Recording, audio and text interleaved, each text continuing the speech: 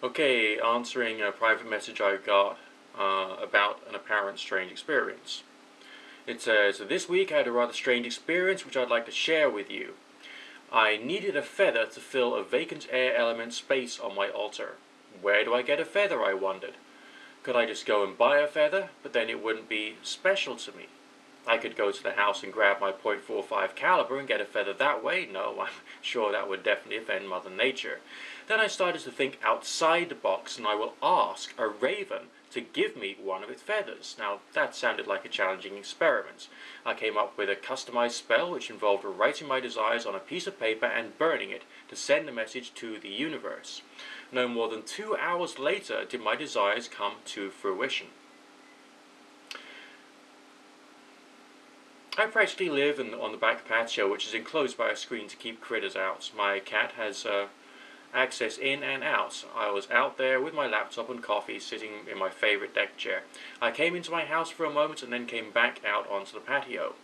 In the 2 minutes I was away, a small red feather had appeared at the foot of my chair, as if someone placed it right there for me to find. It wasn't there a few minutes ago, I was the only one at home, and my cat was nowhere to be found. It wasn't a large black raven feather I had asked for, but I took this as the feather that was given to me, and therefore I will accept it as the one I'm supposed to use. I'd really like to hear what you think of all of this." Okay, very difficult to say. Little coincidences like that do tend to happen.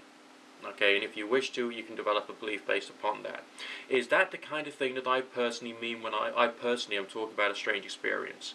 No, because I tend to deal with strange experiences relating to consciousness or manifestations or sensations of a telepathic or astral projection type nature, and I'm much more interested in the idea of consciousness and how consciousness can apparently be affected by some forms of activity which come from the school of thought of occultism and spiritualism. And that includes, of course, the things that I've already mentioned. So when it comes to you doing a spell to get a feather, and then hey presto, you get a feather, can I say that there's a direct correlation or connection between you doing your spell and you getting the feather?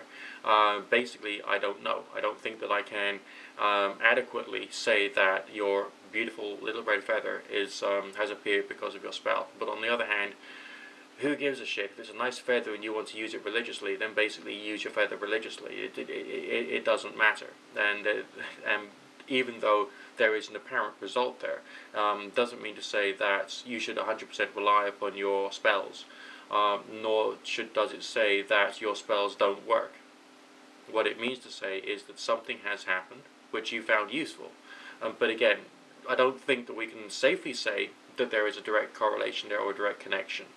So if you do your candle burnings, note writing, whatever it is you want to do, by all means, it's not going to do you any harm. Definitely not. But can we say there's a direct connection there? I don't think that I feel comfortable enough to be able to say that we can, because there's no real way in which we can empirically test these things. That's my thoughts on the matter. Hope you liked it in one form or another.